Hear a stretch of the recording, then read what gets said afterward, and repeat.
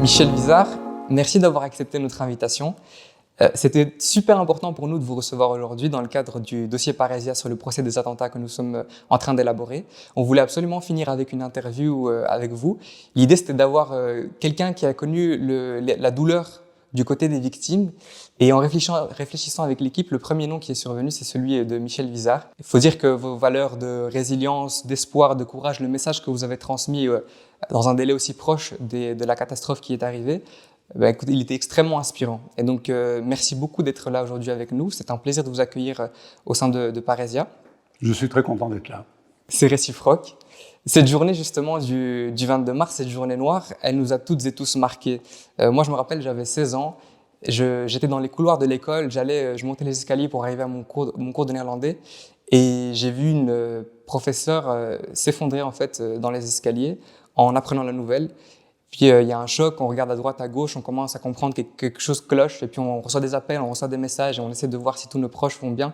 C'est tout le temps des destins qui sont liés à l'un ou l'autre détail, un réveil qui sonne trop tôt, trop tard, etc. Donc c'est assez particulier. J'imagine que vous non plus, vous n'oublierez pas ce jour très très particulier. Le tout premier souvenir que j'ai du 22 mars, c'est peu après 8h du matin. On était évidemment au courant de l'attentat à Zaventem, et puis vers 8h20, le téléphone sonne. Je décroche. Allô papa, c'est Lauriane. Ah, tu es là? Je croyais que tu prenais l'avion aujourd'hui. En fait, je prenais l'avion le lendemain. Donc j'étais là et puis elle est partie à son boulot. Et puis moi j'étais à l'RTBF où l'ambiance était vraiment épouvantable, évidemment, parce qu'il y avait des tas de collègues qui étaient partis. Et puis on a appris l'explosion dans le métro. Et à ce moment-là, on a commencé à se poser des questions. Et on a appris par son bureau que Lauriane n'était pas arrivée. Et donc, on a téléphoné, on a essayé de moyens de la retrouver, et puis voilà, on n'a plus de nouvelles, c'était fini, on ne le savait pas encore. Et donc, c'est ça notre premier souvenir. Et je me rappelle avoir quitté la rédaction de l'RTBF à ce moment-là, en me disant, mais c'est pas possible, elle doit être quelque part. Vous l'avez dit, vous êtes le papa de Lauriane, cette brillante jeune femme décédée dans l'attentat de Malbec, mais vous n'êtes pas que ça. Vous êtes aussi journaliste, vous avez été journaliste économique à la RTBF pendant de nombreuses années, journaliste chevronné. Vous avez monté votre propre société. Est-ce que vous pouvez vous présenter et expliquer votre parcours pour les personnes qui ne vous connaissent pas? Alors, mais moi j'ai près de 70 ans maintenant aujourd'hui. Je suis né dans un milieu rural agricole. Mon père était fermier, agriculteur. Et j'ai eu très tôt envie, je ne parlerai pas de vocation parce que c'est un grand mot, mais très tôt envie d'être journaliste. J'ai créé dans mon enseignement secondaire le journal de l'école, des choses comme ça, et j'ai toujours envie de faire ça. Puis j'ai tâté un petit peu du droit parce qu'on m'a dit que c'était le bon moyen, et puis après j'ai été fait à l'IEX, journaliste, en section de journalisme, et donc après j'ai fait toute ma carrière en changeant d'employeur, en créant ma propre société de presse, etc., dans le domaine du journalisme et du journalisme économique. Parce que j'ai trouvé que c'était passionnant. L'argent, il est dans notre poche, il fait tourner le monde et comprendre pourquoi ça marche, c'est intéressant. Et voilà, donc le jour où j'ai pu rentrer à l'RTBF pour expliquer, vulgariser tout ça à un public plus large, je n'ai pas hésité à passer l'examen et à y rentrer. Merci pour ce complément d'information. Nous, on vous a découvert pour la plupart au sein de l'équipe lors de votre prise de parole à la RTBF ce 26 mars. Votre intervention, elle a marqué énormément de monde, ça c'est certain. Pourquoi est-ce que c'était important pour vous de prendre la parole aussi vite? Et est-ce que vous avez estimé avoir une responsabilité en tant que journaliste de le faire? C'est une question complexe sur laquelle j'ai dû moi-même beaucoup réfléchir depuis lors. Ça s'est passé de manière, je dirais, relativement intuitive. Je n'ai pas eu le temps de pousser la réflexion autant que j'ai pu le faire depuis lors. Donc si je me remets à ce moment-là, je me rappelle très vite, mon épouse et moi, Brigitte et moi, on s'est dit, il y a des choses désagréables sur les réseaux sociaux, il y a des choses désagréables dans les médias. Et un jour, on était à 4 à table chez nous, avec les 2 sœurs aînées de Lauriane, Brigitte et moi, et on a commencé à réfléchir en disant ça va pas. Et presque instinctivement, j'ai dit mais il y a peut-être quelque chose à faire. Et je me suis dit mais Michel, tu connais le média, l'RTBF te connaît, te fait confiance. Est-ce qu'il n'y a pas quelque chose à dire? Je ne me suis jamais senti mandaté, ni responsable, ni de parler pour personne d'autre, mais il y a quelque chose en moi, à ce moment-là, qui s'est dit, mais est-ce qu'il n'y a pas quelque chose à dire maintenant? Parce que sinon, ça risque de tourner. Alors, je n'avais pas la prétention d'avoir de l'influence, mais je savais qu'un journal télévisé, c'était un média suivi. Et donc voilà, après, j'y étais sans préparer, sans rien, en me disant, Michel, la seule chose, c'est que tu dois te dire bon. Mais voilà, c'était presque instinctif. Après, j'ai réfléchi sur le pourquoi à un moment même. Je me suis dit, il faut le faire. Donc, à refaire, vous aurez fait exactement la même chose. On ne refait heureusement pas 2 fois ce genre de choses. Mais je pense que oui. Et je ne l'ai pas fait, je veux dire, en décision totalement individuelle. Il est évident que le reste de la famille, mes 2 filles et mon épouse, devaient être d'accord et m'ont dit « Ok, tu peux y aller ». Depuis ce jour-là, vous avez été très actif dans des initiatives qui travaillent sur le sujet, mais on vous a pratiquement plus entendu parler dans les médias. Pouvez-vous expliquer votre décision de ne pas répondre aux demandes d'interview? Les portraits, etc., j'imagine qu'il y a énormément de médias qui vous ont contacté à ce sujet, mais pourquoi est-ce que vous avez décidé de toutes les refuser? Dans tout attentat, où qu'il soit, et à Bruxelles aussi, il y a une trentaine de personnes qui ont été tuées à cette occasion-là. Ça fait autant de familles, de proches, d'amis. En quoi aurais-je été légitime pour continuer et continuer encore à prendre la parole? J'ai été surpris du poids de ce que j'avais dit une première fois le 26 mars. Je l'ai compris petit à petit. Et après, effectivement, je me suis dit, ben voilà, j'ai dit, nous avons dit, parce que j'ai parlé quelque part, même si ce n'était pas officiel au nom de la famille, des choses importantes, ça a du poids. Et après, j'ai vraiment essayé de ne pas multiplier. En fait, 2, 3 interventions. Nous avons, mon épouse et moi, écrit une lettre qui a été lue à l'époque à des terroristes décédés, des choses comme ça. Et je ne regrette pas ce choix-là. Effectivement, c'est normal que les médias essayent de m'interroger. J'aurais fait la même chose à leur place. Mais je trouve que la parole ne gagne pas à se multiplier à l'infini. Vous avez, comme vous l'avez bien dit, écrit une lettre avec votre épouse destinée à Khalid El-Bakraoui, l'auteur des attentats de Malbec. On va y venir dans un instant. Mais justement, on a parlé de Lauriane, votre fille. Elle était juriste. Vous la décrivez dans cette interview à la RTBF comme une personne très intègre, avec des valeurs extrêmement fortes, la justice, l'équité, la tolérance, des valeurs qu'elle défendait avec beaucoup de caractère et d'acharnement. Est-ce que vous pouvez nous la présenter également? Et vous repartagez souvent cette photo qu'on a trouvée sur votre profil Facebook, dans les médias, de Lauriane de dos au bord d'une falaise. Toute l'équipe, on l'a vue, on l'a trouvée magnifique. Qu'est-ce qu'elle représente? C'est quoi la symbolique derrière cette photo? Bon, elle est multiple, on n'a pas réalisé tout de suite, mais c'est clair. D'abord, elle nous tourne le dos. Ça veut dire qu'elle n'est plus là, quelque part. Par contre, ça se passe au Pérou, au Machu Picchu, qui est un site absolument fabuleux. Par contre, on sait que son regard porte le plus loin possible. Elle était très haut à ce moment-là, c'est vraiment un pic qu'il faut gravir. Elle était là en haut, et donc je ne sais pas ce qui lui passait dans la tête à ce moment-là. Et on s'est dit, ben voilà, c'est à la fois le départ, mais une présence très forte. On la voit avec ses superbes cheveux blonds sur la photo. Donc rien que d'en parler, je trouve ça très émouvant. C'est une photo qui est chez nous aussi, bien sûr. Et je crois que la symbolique, elle était là. Et on n'a pas voulu trop, il y a eu d'autres photos qui ont circulé, mais que ce soit sur un visage.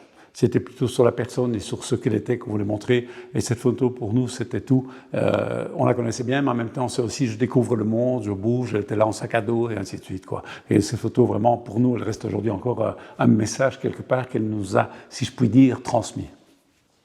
C'est très beau et je vous remercie en tout cas de l'explication que vous apportez. En tout cas, c'est une photo qui nous a marqué par la beauté, la symbolique qui l'entoure. Vous dites justement dans cette lettre qu'on a évoquée à Khalid El-Bakraoui, que votre épouse et vous-même avez rédigée. Jamais depuis un an nous n'avons été traversés par un sentiment de haine. Jamais depuis un an nous n'avons senti et vécu autant d'amour. On parle souvent des étapes du deuil, notamment après le décès d'un proche. On passerait par le déni, la colère, le marchandage et la dépression avant d'arriver à l'acceptation. Mais en vous entendant décrire la manière dont vous avez géré ce deuil, j'ai le sentiment que ça ne correspond pas du tout avec votre réalité. Est-ce que vous pouvez nous expliquer les étapes par lesquelles vous êtes passé ces 7 dernières années? Ce que j'ai envie de dire d'abord, c'est que je pense qu'il n'y a pas 2 parcours exactement les mêmes.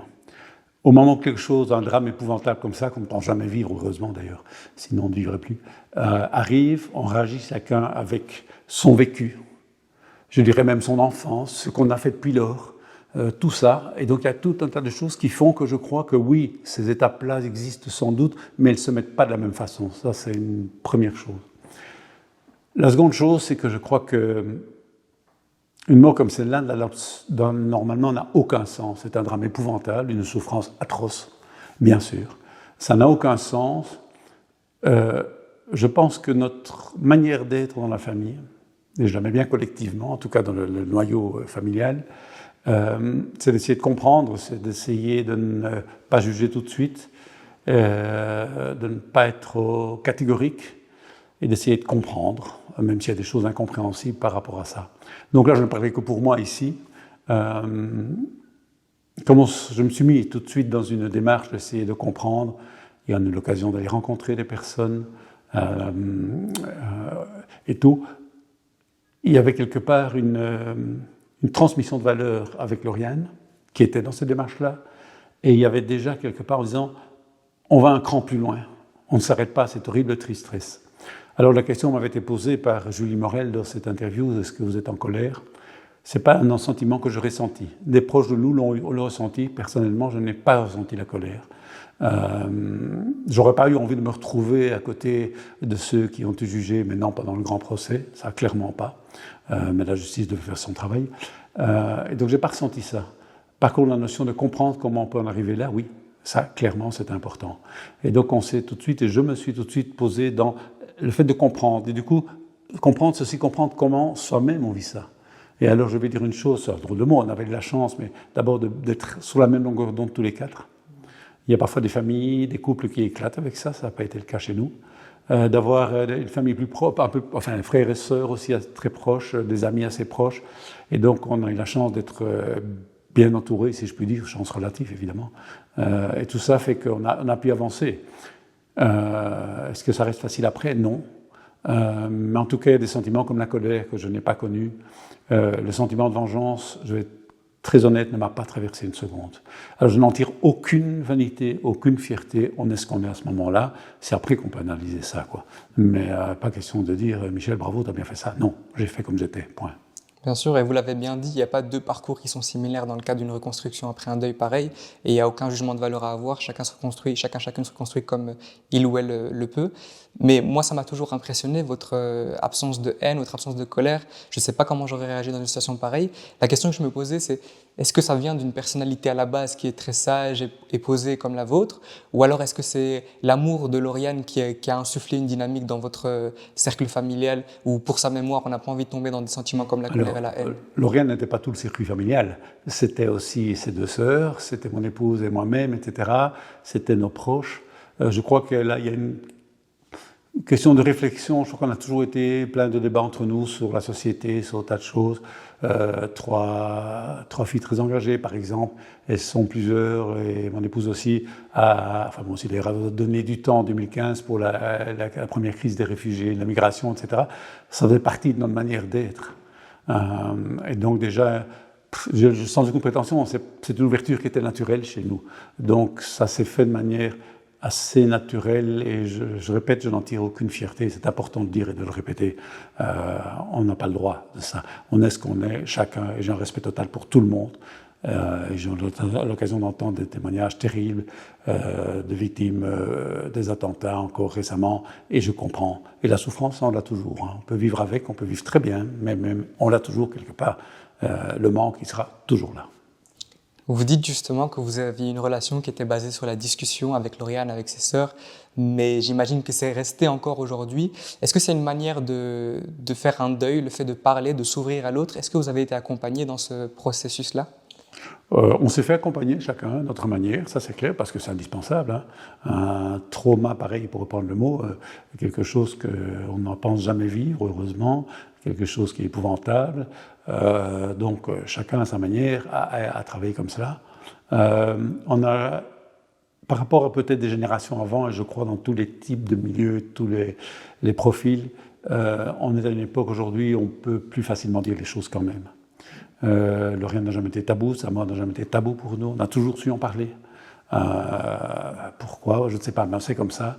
Et on en parle très facilement encore aujourd'hui, et on l'a toujours fait, je veux dire. Lauriane avait un très solide caractère, donc de temps en temps, on se permet aujourd'hui de sauter d'elle, entre guillemets, si je puis permettre l'expression réelle, parce qu'on se rappelle des très bons souvenirs aussi, mais il y a des moments où on a envie qu'elle soit là, parce que ça c'est dur qu'elle soit plus là, évidemment. Quoi. Comme l'a dit une de ses sœurs lors du procès, Lauriane avait 28 ans, elle aura toujours 28 ans, pardon. Vous l'avez dit, la parole, elle se libère de plus en plus, et particulièrement en ce moment, on vient d'arriver à la fin, au terme du procès de l'histoire de la Belgique, le procès des attentats qui s'est clôturé il y a quelques semaines. Certaines victimes et proches expliquent que pendant le procès, c'était un moment essentiel à leur reconstruction, c'est-à-dire qu'elles avaient besoin d'être là, de voir, d'entendre, de comprendre. Il y en a d'autres qui expliquaient qu'en fait, elles n'ont juste pas calculé du tout ce qui se passait du côté du justiciat, parce que pour elles, ce n'était pas une étape essentielle à leur reconstruction, qu'elles l'ont fait bien avant et qu'elles n'avaient pas besoin de ça. Comment est-ce que vous avez vécu ces 10 mois de discussion? Est-ce que vous l'avez suivi même, le procès? Alors, nous avions décidé très tôt, nous, dans notre parcours, de ne pas être partie civile, parce qu'on avait déjà avancé de différentes manières. Ça, c'est une première chose. Par contre, et c'est fondamental, nous avons soutenu le procès, il était indispensable. Quand des actes comme ça sont commis, je trouve que la justice, plus que jamais, doit faire de manière objective son devoir, et je ne peux que saluer la manière dont ça s'est passé. Je n'ai pas de jugement par rapport aux peines ou par rapport, voilà, je fais une confiance dans la justice, je crois que c'est indispensable, et là, elle l'a prouvé.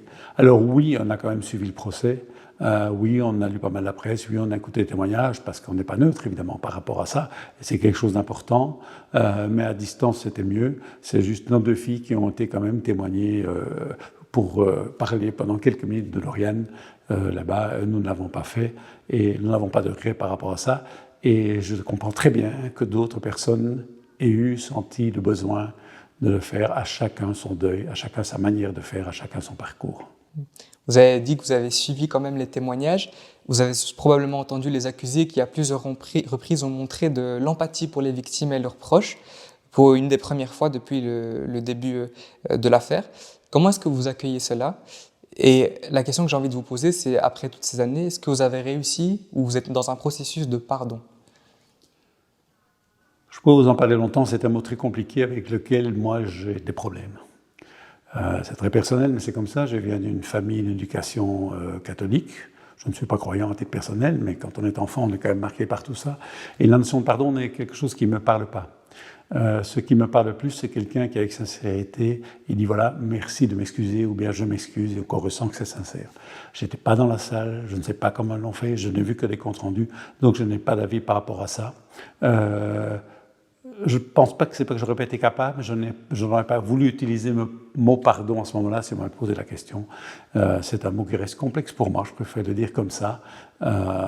Et peut-être qu'ils en avaient besoin, je n'en ai aucune idée. Dans un podcast sur le sujet qu'on a enregistré avec l'équipe Parésia, il y a une de nos ambassadrices, Myriam Azouz, qui disait de manière très intéressante: ces gens, ils ont toujours été isolés. C'est pas en les isolant encore en prison qu'on va régler le problème.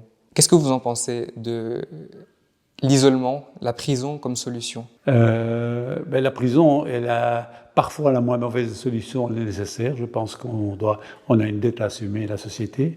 Mais là, je parle au-delà des accusés du procès. La justice fixe des règles, il y a une façon relativement démocratique de faire des peines, mais on sait très bien que la prison n'arrange pas grand-chose. Ça, c'est clair. Qu'enfermer quelqu'un, ça n'aide pas toujours. Je crois que c'est parfois nécessaire aussi, mais ça guérit rarement un problème, c'est clair. Même si ce n'est pas pour tout de suite, il faut penser à la réinsertion. Est-ce qu'elle est possible dans un premier temps? Est-ce qu'on est capable d'accepter que ces gens soient en liberté un jour? Quelle question. Je ne sais pas comment je réagirais le jour où on apprendrait, par exemple, pour citer un nom, que Salah Abdeslam, ça m'embête de citer son nom, mais je le fais, est relâché de prison. Je ne sais pas. Voilà. Tout de même, c'est relativement hypothétique pour l'instant, en tout cas. Je crois que la prison à vie n'apporte rien à personne. Je crois qu'il faut aussi protéger la société. C'est nécessaire. Je ne suis pas assez expert pour avoir une réponse là-dessus. J'ai plus de problèmes avec des jeunes qui ont fait des délits petits, peut-être un peu moyens, etc. Parce qu'eux, en les enfermant trop longtemps en prison, ça risque de mal tourner, c'est clair. Les fréquentations ne sont pas bonnes en prison. C'est plus cette prison-là qui me pose que ceux qui ont commis des crimes extrêmement graves et qui logiquement doivent rester longtemps en prison. Alors on peut penser à la réinsertion, mais il y a une peine à payer vis-à-vis de la société. Je trouve que là, elle est nécessaire. En revenant sur votre intervention au JT de la RTBF, directement, quelques jours après les attentats, vous avez décidé de rendre très vite hommage aux bénévoles de la Croix-Rouge, au service d'identification des victimes. Vous avez salué leur humanité, leur professionnalisme. Vous dites qu'ils vous ont accompagné à chaque moment avec un tact incroyable. C'est important de le préciser. Mais on ne se prépare pas à la perte inattendue d'un proche, vous l'avez très bien dit en début d'interview. Et j'aimerais à ce sujet citer Antoine Léris, qui a perdu son épouse Hélène dans les attentats de Paris. Il explique dans son livre « Vous n'aurez pas ma haine », paru en 2016, « Je pensais que si un jour la lune disparaissait, la mer se retirerait pour qu'on ne la voie pas pleurer, que les vents cesseraient de danser, que le soleil ne voudrait plus se lever. Il n'en est rien. Le monde continue de tourner, les compteurs d'être relevés. » Comment est-ce qu'on gère cette situation, Michel Vizard, la vie qui reprend son cours, les démarches administratives auxquelles on ne pense pas et qui nous tombent dessus? C'est une superbe phrase que je comprends évidemment parfaitement bien. Mon épouse, après l'assassinat de Lauriane, employons les mots, m'a dit une chose extraordinaire. Elle m'a dit, c'est ce qui m'a énormément aidé. Tu sais, Lauriane avait 28 ans. Elle était engagée, elle avait un boulot qu'elle aimait bien, elle avait des amis, elle avait l'occasion de voyager, elle avait une belle vie, elle était en pleine forme. Eh bien, c'est ça qu'on doit garder. Et donc, je n'oublierai jamais ces mots-là parce que ça m'a énormément aidé. Donc, en fait, elle nous a laissé quelque chose. Je pense tout ce qu'on échange, comme amour entre deux personnes, même si l'un ou l'une disparaît, part d'une manière ou d'une autre, c'est pas perdu. Il y a des choses. Et donc, c'est ce qui, je pense, j'ai envie de dire nous, en tout cas, m'a permis de continuer à vivre, c'est cet aspect-là. Oui, elle allait très bien. C'était horrible, elle devait vivre plus longtemps, elle avait plein de choses à faire, à vivre, etc., à donner, à recevoir. Mais elle était très chouette. Elle était vraiment quelqu'un de bien quand elle a été tuée. Et c'était un bagage que je crois qu'on a pu valoriser. Alors, ça ne suffit pas, évidemment. Après, c'est une question de comment on prend les choses, comment la vie continue. Je suis très vite retourné au travail, par exemple. Voilà, et des choses pareilles pour me remettre dans, j'allais dire, la vraie vie aussi. Mais par contre, l'oubli n'existe pas. Ça, c'est très clair. On vit avec ça toute sa vie. Ça ne veut pas dire qu'on vit mal. Après les attaques, plusieurs victimes, proches de victimes, se sont plaints d'un manque de reconnaissance, d'un parcours de combattant dans les démarches d'indemnisation et tout ce qui est administratif, un manque d'accompagnement. De votre côté, votre famille aussi a connu des déboires de la sorte? C'est très difficile à dire parce qu'un cas n'est pas l'autre. Alors je vais être très terre à terre. Lauriane avait un boulot qu'elle aimait bien et il y a eu, par rapport à son employeur, une empathie qui à la fois était en termes, je dirais, humains, mais aussi en termes concrets. Donc c'était une chose déjà importante. Après, oui, il y a eu quelques démarches, mais il y avait quand même une assistante qui pouvait nous aider. Il y a beaucoup de cas compliqués, je sais. Je crois que nous n'avons pas été confrontés à un cas extrêmement compliqué. Mais de nouveau, on n'était pas seuls. On a été aidés, ainsi de suite. Donc voilà. Vous avez dit très justement, si on construit des murs d'exclusion, si l'on cultive la haine, on va dans le mur. 7 ans après, voyez-vous du progrès à ce niveau-là, ou est-ce que nous sommes en train de commettre les mêmes erreurs? Je vais être un peu dur, mais le fait qu'on se voit l'un l'autre, c'est déjà un progrès, non? Il y a beaucoup d'autres exemples comme ça. Alors, j'ai envie de dire qu'il y a le pire et le meilleur. Je crois qu'il y a des choses qui ont bougé, effectivement. Je pense qu'il y a certains petits murs qui s'effondrent. Dans mon milieu journalistique, je vois que la diversité, qu'elle soit des genres ou des origines, s'améliore quand même. On vient de la même école, vous et moi. Quand j'ai fait l'IEX il y a très longtemps, c'était assez bleu-blanc, si je puis dire, quelque chose comme ça. Aujourd'hui, c'est plus varié. D'un autre côté, il y en a qui essaient d'élever des murs. Aujourd'hui, je pense qu'on doit être extrêmement attentif à ça. Un exemple très clair aujourd'hui, c'est toute la question migratoire, où on croit que les murs vont nous protéger, alors que c'est pire que bien. Et donc, il y a énormément de boulot à faire, et je crois qu'on doit rester attentif, qu'on doit tous se serrer les coudes, mais dans le bon sens, pas contre l'autre, mais avec l'autre. C'est fondamental. Alors, c'est pas être naïf de dire ça, je crois que c'est même une question de fonctionnement de toutes nos sociétés plus tard. C'est pas la naïveté, je dirais que même c'est du réalisme. Si on fait le contraire, on va dans le mur complètement, ça je le répète. On se rejoint beaucoup là-dessus, Michel. On en discutait avant l'interview. Nous, chez Parésia, c'est extrêmement important d'aller à la rencontre des gens. On pense que c'est une manière aussi de contribuer à casser ces murs-là. Et on parle de parcours de vie avec le procès des attentats, le fait de rencontrer 2 parcours complètement différents. On se rejoint sur certains éléments, on a parlé de l'école. Mais vous, j'ai envie de mettre en avant quand même le projet sur lequel vous travaillez. Donc, ce projet d'éducation aux médias, en quelque sorte, si je puis dire. Est-ce que vous pouvez nous en toucher un mot également ? C'est avec quelques personnes, on était heureux fondateurs, que nous avons réfléchi ensemble en se disant, mais voilà, le journalisme est un métier passionnant, mais nous avons été formés dans notamment les écoles de journalisme et parfois sur le terrain aussi à ne regarder que ce qui ne va pas. Pas bonne nouvelle, pas de nouvelles, on a tous entendu ça, je ne sais pas si vous l'avez entendu aussi, mais souvent. Or, l'information qui passe, elle n'est pas que cela, l'information elle est complète. Quelque chose qui se passe bien, c'est aussi une information. Est-ce qu'on doit condamner nos publics à ne recevoir que des informations purement négatives? Non. Alors attention, on ne nie pas que toute information doit être couverte. Je vais reprendre ce dont on vient de parler, s'il y a un attentat, on doit en parler. C'est clair. S'il y a quelqu'un pour un journal local qui est écrasé au coin de la rue, il faut aussi quelque part qu'il y ait un fait divers qui soit raconté. Mais on ne peut pas faire que ça. Il y a eu des inondations très graves en Belgique, et bien c'est bien d'aller voir ce qu'on a mis en place comme solution, et si elle marche, il faut le dire aussi, et pas uniquement ce qu'on n'a pas fait. C'est ça s'appelle le journalisme constructif. Donc c'est rajouter un angle de plus en disant, on donne une perspective, on donne une envie de bouger à nos publics, une envie d'entreprendre, je ne parle pas au sens économique, mais d'entreprendre dans la vie, que de rentrer dans la vie. Et ça, je pense, c'est le rôle du média, en donnant une information complète. Ce n'est pas question d'être un missionnaire de quoi que ce soit. Et je pense que ça fait du bien aussi, par les temps qui courent quand même, de savoir qu'il y a des choses qui se passent et qui se passent bien. Et donc, il faut le dire aussi, c'est aussi une information. C'est une initiative concrète, en tout cas, qui contribue à casser ces murs-là. En restant dans le concret, pour que ça ne se reproduise plus, il est important de ne pas oublier, ça on en est convaincu ici chez Parésia. Et donc je voulais vous demander, y a-t-il des initiatives auxquelles tout un chacun, toute un chacune peut participer de manière concrète pour contribuer à garder cette mémoire-là? Vous voulez dire la mémoire des attentats? La mémoire des victimes. La mémoire des victimes. Je pense qu'il n'est pas possible de vivre en permanence devant, je dirais, un monument rappelant la chose. Ne pas le regarder tout le temps, ça ne veut pas dire l'oublier. Je le dis et je le répète, Lauriane, et je ne suis pas croyant, donc ce n'est pas dans ce sens-là, mais a fait et fera toujours partie de ma vie, et je pense de celle de tous les membres de la famille. Par tout ce qu'il a apporté, et puis par là, c'est trop important, donc on n'aurait évidemment jamais oublié.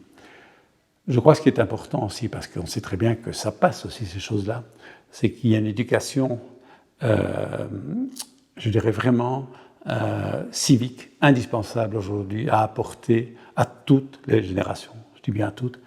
Et je pense très tôt dans les écoles, bien sûr, qu'elles soient primaires, qu'elles soient secondaires, dans l'université, une éducation à la citoyenneté, qui passe aussi par une éducation aux médias, et qu'il y a des choses qu'on ne peut pas oublier. Il y a eu une guerre épouvantable, la guerre 40, avec des horreurs, avec des exterminations hallucinantes, des millions de morts. La société ne peut pas oublier ça. Les petits drames, entre guillemets, individuels vont se noyer dans le reste, mais la société doit garder, c'est le rôle de l'histoire, entre autres, c'est le rôle des journalistes un peu aussi, doit garder les mémoires à choses-là pour ne pas recommettre les mêmes erreurs. Or, on voit monter aujourd'hui dans la société certains langages très à droite, pour ne pas dire extrême droite. Je ne parle pas que nécessairement en Belgique, c'est vrai chez nos voisins aussi, c'est vrai en Allemagne, c'est vrai en France, un peu partout, parlons pas des États-Unis. Et donc ça, on doit être extrêmement attentif et se dire, mais qu'est-ce qu'on peut faire pour que notre société, notre démocratie soit mieux comprise avec tout ce qu'elle apporte comme valeur. Aujourd'hui, il y a un vrai travail de réflexion sur la démocratie. Il y en a d'autres qui font beaucoup mieux que ça que moi, mais qui est absolument nécessaire et vital. Sinon, on pourrait repartir d'un travail. Alors moi, je suis du genre vraiment positif. Je crois qu'il y a plein de chances positives, mais il faut les continuer, les mettre en route. Et c'est pour ça que je reviens avec ça.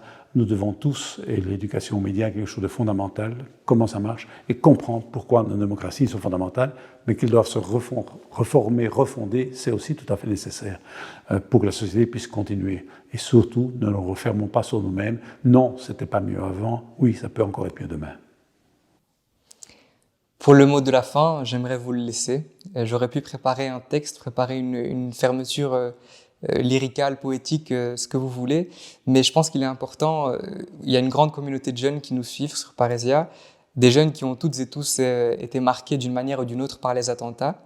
Certaines d'entre elles et eux en payent encore le prix aujourd'hui, un prix qu'ils ne devraient pas payer. Quel message est-ce que vous souhaitez leur adresser? Pour les attentats, il y a des coupables. Ceux qui est encore en vie, si je puis dire, après les attentats, sont aujourd'hui en prison. La société les a jugés. Est-ce qu'on a mis tous les coupables en prison? Non, il y en a qui n'étaient pas là. Il y a peut-être des gens qui les ont initiés aussi, donc il est nécessaire qu'il y ait un travail de suivi par rapport à ça. Mais je le dis tout de suite et je le répète, personne, en raison, je veux dire, de sa couleur de peau, de son origine sociale, ethnique, etc., ne doit se sentir coupable. C'est fondamental. Aujourd'hui, il n'y a pas de raison, et personne ne l'était à l'époque. Je garde en mémoire quelque chose de très fort, un souvenir très fort à moi.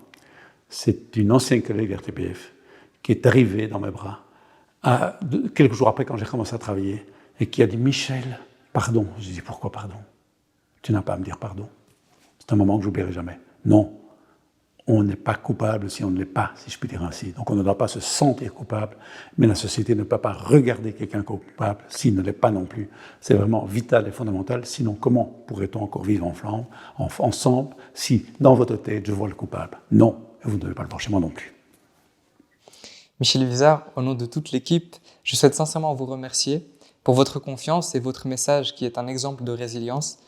Sachez que vous aurez toujours un espace sur Parésia pour que votre voix et la mémoire de Lauriane ne s'éteignent jamais. Ça me touche énormément et j'ai envie de dire bravo parce que je pense une initiative essentielle. Et si je puis me permettre un petit conseil, essayez d'avoir un maximum de gens de la diversité dans tous les domaines. Ce que vous essayez ici, c'est vraiment fondamental. Nous devons tous apprendre à vivre avec cette diversité parce qu'elle est positive et qu'elle nous apporte beaucoup de choses. Rester enfermé chez soi, ce n'est pas du tout une bonne idée.